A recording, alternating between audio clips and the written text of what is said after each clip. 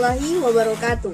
Perkenalkan, kami dari kelompok 5 pada mata kuliah Manajemen Syariah dengan dosen pengampu Siti Aminah Hakarim SEMM akan mempresentasikan materi dengan tema organisasi dalam Islam. Sebelum kita lanjut materi, saya akan memperkenalkan anggota-anggota kelompok saya. Anggota pertama yaitu Andi Nurrahman Arfa, anggota yang kedua Hernaningsi S. Burahima, yang ketiga Farhani IDJ Uloli, anggota yang keempat Pratiwi Ananda Putri Ulosing, yang kelima Sri Nolvanengsi, dan yang keenam Sulfiani Ayub, dan anggota terakhir Alma S. Bungkauda. Seperti yang kita ketahui, organisasi adalah suatu kelompok orang dalam suatu wadah untuk tujuan bersama. Dalam ilmu-ilmu sosial, organisasi dipelajari oleh periset dari berbagai bidang ilmu, terutama sosiologi, ekonomi, ilmu politik, psikologi, dan manajemen. A'udzu billahi minasy syaithanir rajim. Bismillahirrahmanirrahim. Ya ayyuhan nasu inna khalaqnakum min dzakarin wa unsa waja'alnakum syu'uban wa qabaila lita'arafu. Inna akramakum indallahi atqakum. Innallaha alimun khabir. Shadaqallahul azim. Artinya, aku berlindung kepada Allah dari godaan syaitan yang terkutuk dengan menyebut nama Allah yang Maha Pengasih lagi Maha Penyayang. Wahai manusia, sungguh kami telah menciptakan kamu dari seorang laki-laki dan seorang perempuan. Kemudian kami jadikan kamu berbangsa-bangsa dan bersuku-suku agar kamu saling mengenal. Sungguh yang paling mulia di antara kamu di sisi Allah ialah orang yang paling bertakwa. Sungguh Allah Maha Mengetahui, Maha Teliti, Maha benar Allah dengan segala firman-Nya. Sebagaimana isi kandungan ayat tersebut, bahwa setiap orang berinteraksi dengan lainnya sehingga tujuan tercapai. Selanjutnya, bagaimana prinsip-prinsip dalam organisasi secara Islam? Di dalam Islam terdapat 3 prinsip yang harus diamalkan dalam organisasi dalam Islam. Pertama, prinsip ubudiyah atau pengabdian diri terhadap Allah. Konsep ini meletakkan setiap kerja yang dilakukan sebagai ibadah yang juga akan memperoleh ganjaran pahala di akhirat. Tentunya, dengan menghayati prinsip ini, diharapkan seseorang anggota atau ahli organisasi akan menjadi ikhlas dalam bekerja, dan keikhlasan hati adalah penggerak utama ke arah sesungguhnya bekerja dan mendapat meningkatkan prestasi. Kedua, prinsip musuliyah. Prinsip ini menuntut seseorang pegawai dan ahli organisasi supaya senantiasa berwaspada dan bertanggung jawab ke atas apa yang mereka lakukan atau belanjakan. Ketiga, prinsip itqan. Prinsip ini menuntut bekerja dalam mencapai perkhidmatan dan pengurusan cemerlang. Setiap anggota dihendaki mengutamakan kualiti dan produktivitas di dalam memberi perkhidmatan.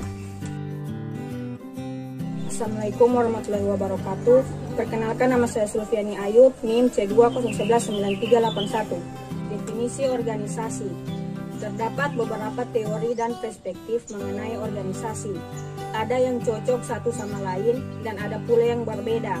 Organisasi pada dasarnya digunakan sebagai tempat atau wadah di mana orang-orang berkumpul, bekerja sama secara rasional dan sistematis, terencana, terorganisasi, terpimpin dan terkendali dalam memanfaatkan sumber daya, uang, material, mesin, metode, lingkungan, sarana, prasarana, data, dan lain sebagainya yang digunakan secara efisien dan efektif untuk mencapai tujuan organisasi. Menurut para ahli, terdapat beberapa pengertian organisasi sebagai berikut. Stoner mengatakan bahwa organisasi adalah suatu pola hubungan-hubungan yang melalui mana orang-orang di bawah pengarahan atasan mengajar tujuan bersama. James de Monnet mengemukakan bahwa organisasi adalah bentuk setiap perserikatan manusia untuk mencapai tujuan bersama.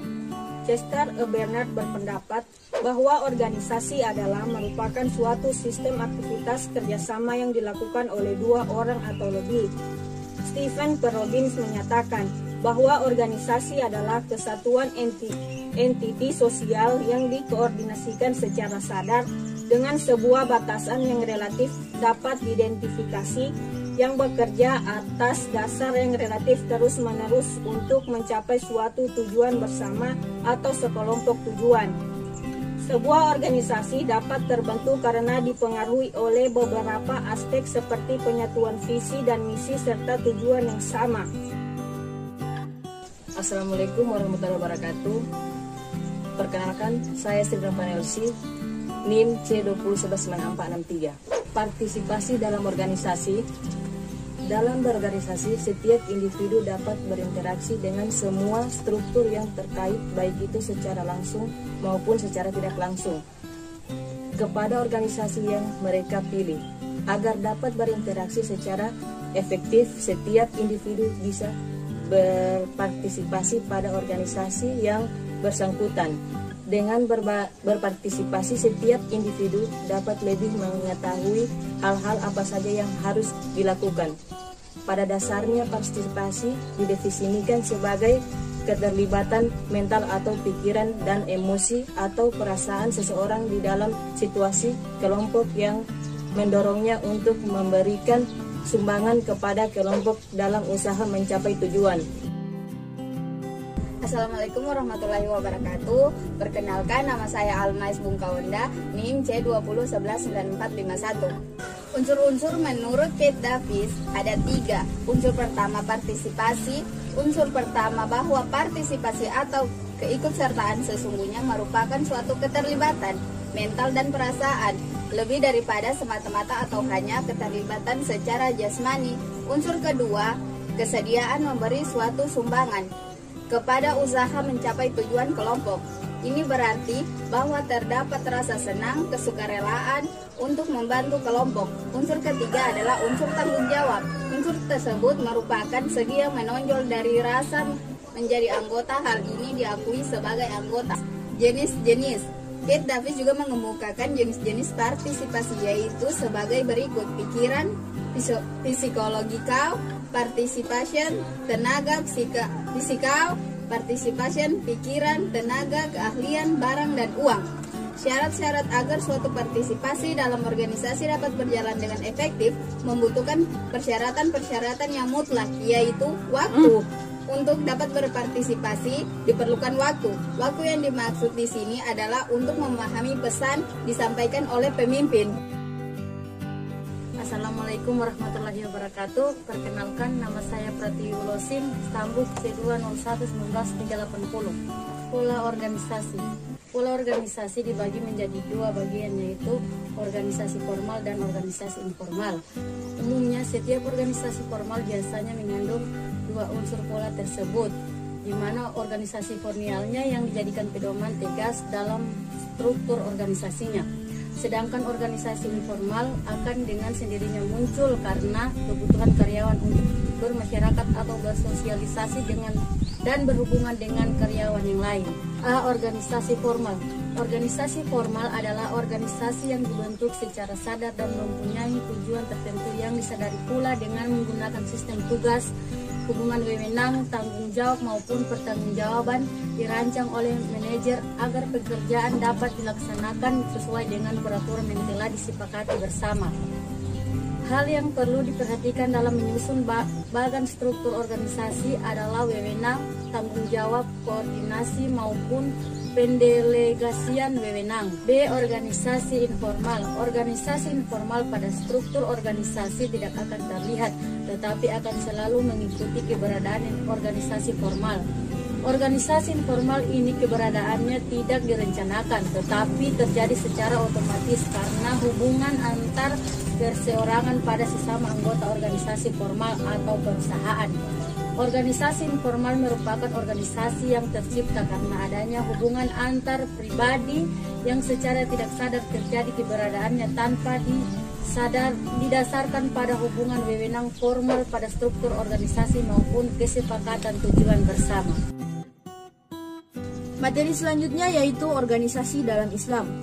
Allah Subhanahu wa Ta'ala telah mengingatkan umat manusia agar segala pekerjaan yang dilakukan dikoordinasi dengan kompak, disiplin, dan saling bekerja sama agar bisa terbangun sistem kerja yang kokoh dan tidak goyah oleh berbagai macam rintangan yang dihadapi. Dilaksanakan bangunan yang tersusun dengan kokoh dan rapi. Dalam surah As-Saff ayat 4, Allah Subhanahu wa Ta'ala memberikan gambaran sebagai berikut.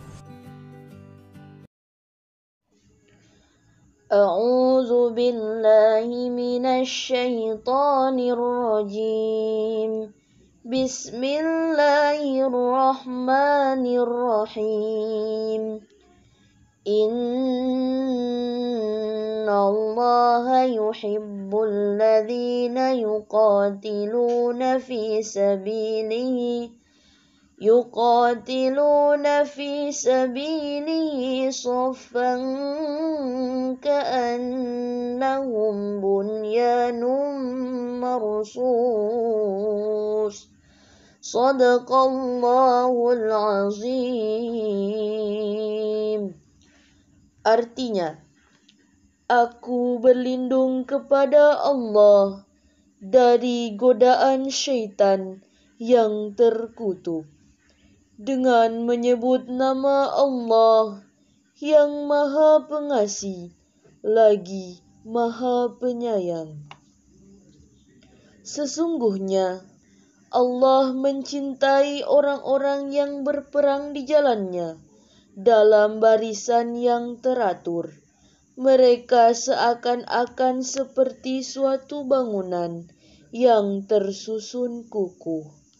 Maha benar Allah dengan segala firman-Nya.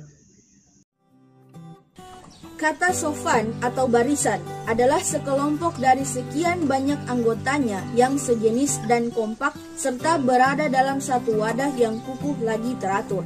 Sedangkan kata marshus pun berarti berdempet dan tersusun dengan rapi. Yang dimaksud ayat ini adalah tentang pentingnya kekompakan barisan, kedisiplinan yang tinggi, serta kekuatan kerjasama dalam menghadapi berbagai macam rintangan dan tantangan dalam menjalankan sesuatu.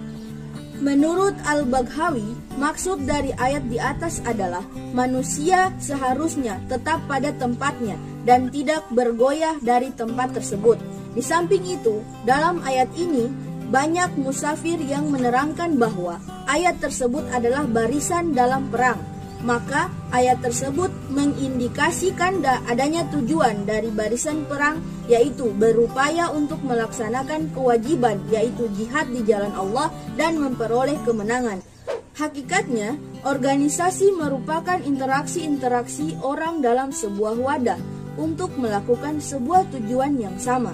Namun, dalam Islam, organisasi dipandang dengan sisi yang berbeda, di mana organisasi merupakan suatu kebutuhan yang sangat penting dan organisasi tidak hanya diartikan semata-mata sebagai wadah perkumpulan beberapa orang dengan cita-cita dan tujuan bersama.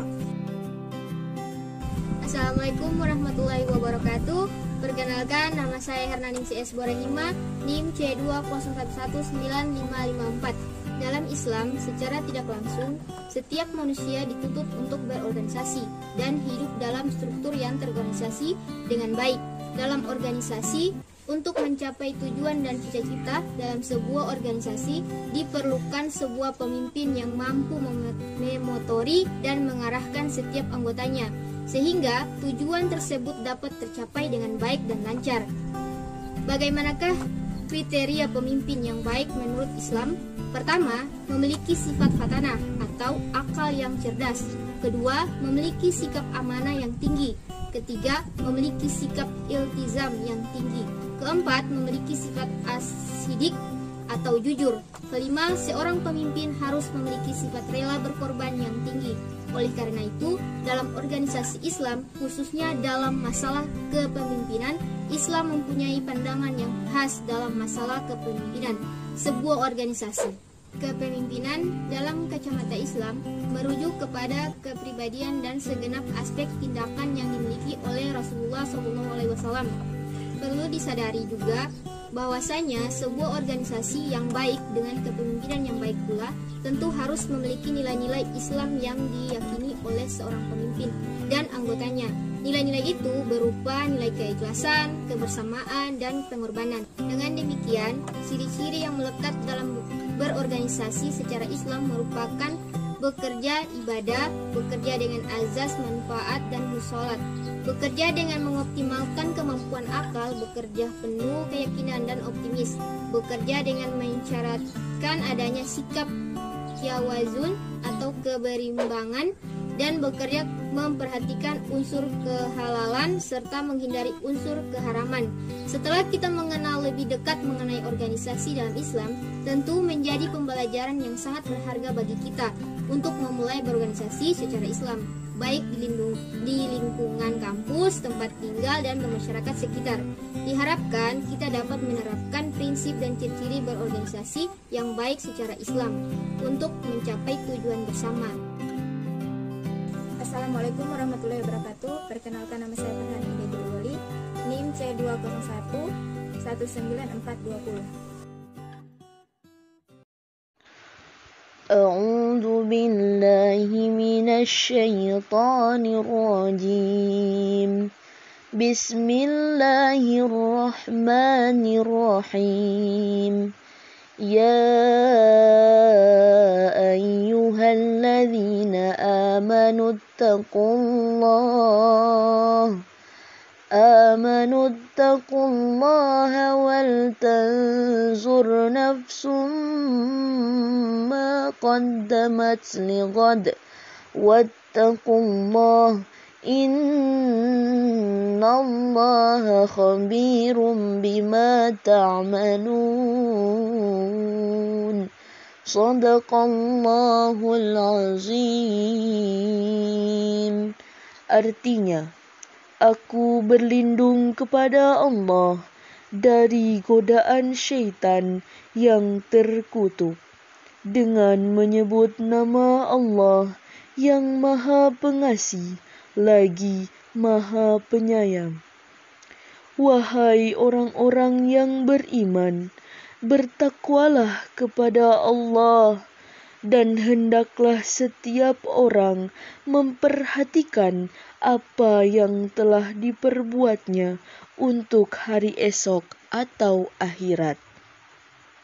Dan bertakwalah kepada Allah, sungguh Allah Maha Teliti terhadap apa yang kamu kerjakan. Maha benar Allah dengan segala firman-Nya. Seperti yang dijelaskan pada ayat tadi, konsep ini menjelaskan bahwa perencanaan yang akan dilakukan harus disesuaikan dengan keadaan, situasi, dan kondisi pada masa lampau, saat ini, serta prediksi masa yang akan datang, karena perencanaan merupakan bagian penting dari sebuah kesuksesan. Manajemen dalam Islam bersifat universal, komprehensif, dan memiliki karakteristik. Manajemen dan masyarakat memiliki hubungan yang sangat erat. Manajemen merupakan bagian dari sistem sosial yang dipenuhi dengan nilai, etika, akhlak, dan keyakinan yang bersumber dari Islam. Assalamualaikum warahmatullahi wabarakatuh. Perkenalkan, nama saya Andi Nurul Arfa dengan nomor standbook C2011-9377. Teori manajemen Islami menyelesaikan persoalan kekuasaan manajemen. Tidak ada perbedaan antara pemimpin dan karyawan. Perbedaan level kepemimpinan hanya menunjukkan wewenang dan tanggung jawab. Atasan dan bawahan saling bekerja sama tanpa ada perbedaan kepentingan. Tujuan dan harapan mereka adalah sama dan akan diwujudkan bersama, sebagaimana dijelaskan dalam Al-Quran Surat Al-Maidah ayat 2. أعوذ بالله من الشيطان الرجيم بسم الله الرحمن الرحيم يا أيها الذين آمنوا لا تهلوا شعائر الله ولا الشهر الحرام ولا هدي ولا القلائد ولا آمن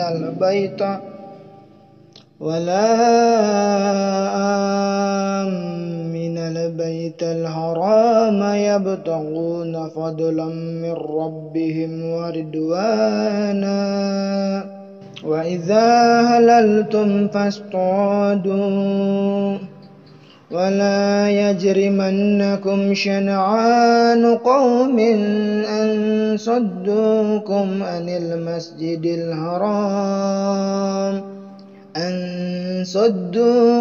عن المسجد الحرام أن تعتدوا وتعاونوا على البر والتقوى ولا تعاونوا على الإثم والعدوان واتقوا الله إن الله شديد العقاب Sadaqallahul azim. Wahai orang-orang yang beriman, janganlah kamu melanggar syiar-syiar kesucian Allah dan jangan melanggar kehormatan bulan-bulan haram. Jangan mengganggu hadyu hewan-hewan kurban dan qalaid hewan-hewan kurban yang diberi tanda. Dan jangan pula mengganggu orang-orang yang mengunjungi Baitul Haram. Mereka mencari karunia dan keridaan Tuhannya. Tetapi apabila kamu telah menyelesaikan ihram, maka bolehlah kamu berburu. Jangan sampai kebencianmu kepada suatu kaum karena mereka menghalang-halangimu dari Masjidil Haram, mendorongmu berbuat melampaui batas kepada mereka. Dan tolong-menolonglah kamu dalam mengerjakan kebajikan dan takwa. Dan jangan tolong-menolong dalam berbuat dosa dan permusuhan. Bertakwalah kepada Allah, sungguh Allah sangat berat siksanya. Ayat di atas menjelaskan bahwa Islam memerintahkan kepada manusia untuk bekerja sama dalam segala hal, kecuali dalam perbuatan dosa dan melakukan aniaya kepada sesama makhluk. Kesimpulannya adalah, berdasarkan uraian di atas dapat dikemukakan beberapa kesimpulan sebagai berikut. Organisasi dalam pandangan Islam membutuhkan kerjasama dan komitmen. Suatu pekerjaan apabila dilakukan dengan teratur dan terarah, maka hasilnya juga akan baik. Maka dalam suatu organisasi yang baik, proses juga dilakukan secara terarah dan teratur. Seperti yang diterangkan dalam Al-Quran Surat As-Saf ayat 4. Allah Subhanahu wa Ta'ala berfirman memberikan gambaran sebagai berikut. A'udzu billahi minasy syaithanir rajim. Bismillahirrahmanirrahim. Innallaha yuhibbul ladzina yuqatiluna fi